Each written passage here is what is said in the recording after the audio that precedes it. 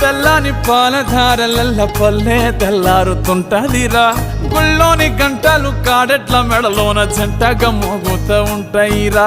నాగలి భుజాన పెట్టుకుంటే దోస్తులు చెయ్యేసినట్టేరా కొట్టు గోదా పక్కన ఉంటే కొండంత బలగం ఉన్నట్టురా చల్లగాలి మోసుకొచ్చెరా సేను శిలకల ముచ్చట్లు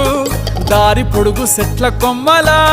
రాలుతున్న పూల సప్పట్లు గట్టి మోపులు కాల్వ గట్టులు చెమట సుక్కల్లో తడిసిన ఈ మట్టి గంధాల పల్లెటూరు దీని తీరే అమ్మ తీరే